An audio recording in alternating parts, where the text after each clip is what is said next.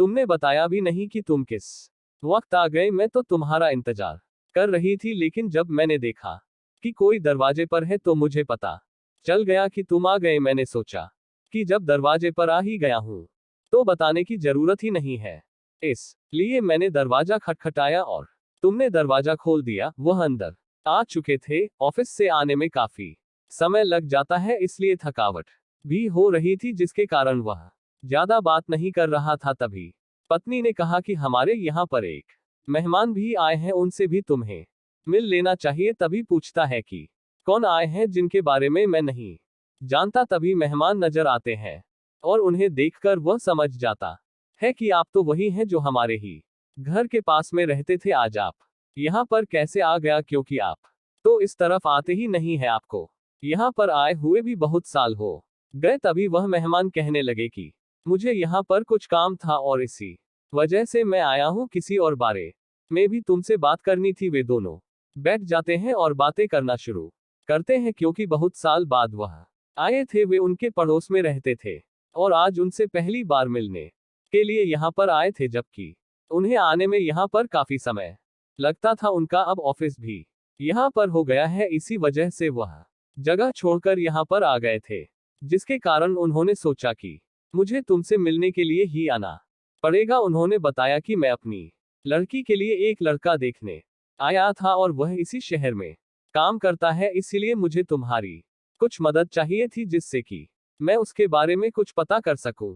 मैं कहने लगा कि आप जो चाहे पता कर सकते हैं, मुझे बता दीजिए वह कहाँ पर काम करते हैं। मैं उनसे बात कर लेता हूँ और जो आप चाहते हैं वह सब बातें मैं उनसे मालूम करके आपको बता दूंगा। मेहमान ने कहा कि मैं जानता था कि तुम मेरे काम को कभी भी मना नहीं करोगे, लेकिन वह कहने लगा कि इसमें मना करने की जरूरत ही क्या है।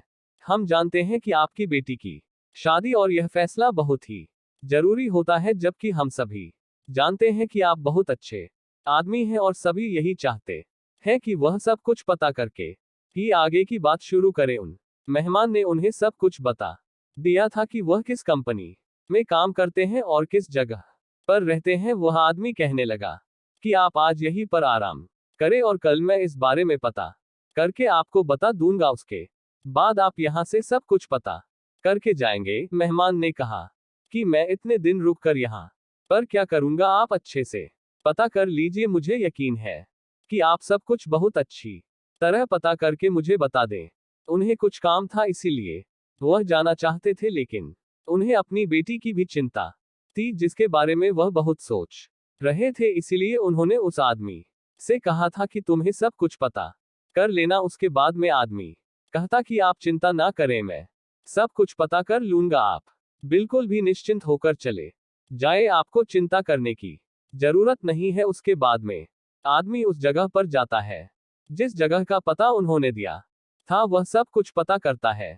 सब कुछ पता करने के बाद उन्हें पता चल जाता है कि वह जिसके बारे में सोच रहे हैं सब ठीक है। जब सबको ठीक पता चल गया था तो उसके बाद उन्होंने मेहमान को फोन कर दिया और उन्होंने कहा कि तुम्हारा बहुत शुक्रिया जो तुमने मेरी मदद की। आदमी कहने लगा इसमें मदद करने की जरूरत नहीं थी, आप इसे मदद कह रहे हैं, जबकि यह तो मेरा काम है। आपने मुझे एक अच्छा काम दिया जिसके बारे में मुझे पता करने में बहुत खुशी हुई। उसके बाद मेहमान ने कहा कि ठीक है, मैं सब कुछ पता करके शादी की तारीख आपको बता दूंगा। आप सभी लोग जरूर आ जाए। इससे पहले मैं आपसे मिलने जरूर आऊंगा, क्योंकि मैं फोन पर सिर्फ इतना ही कह रहा हूँ। उसके बाद आदमी कहता है कि जब भी आप चाहेंगे हम वहां पर आ जाएंगे, आप चिंता ना करें।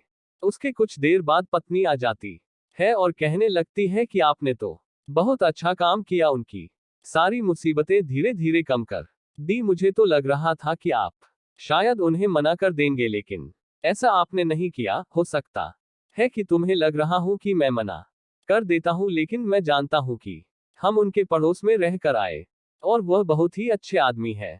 उनका काम करने के लिए मैं मना कैसे कर सकता हूं, ये बात तुम्हें सोचनी चाहिए थी। कुछ दिन बाद वही मेहमान फिर से आते हैं और शादी का कार्ड देते हैं, क्योंकि उनकी बेटी की शादी तय हो चुकी है और सभी लोगों को उस तारीख में आ जाना है। जिम्मेदारी की सही समझ नई कहानी। यह बात सुनकर दोनों पति पत्नी खुश हो जाते हैं।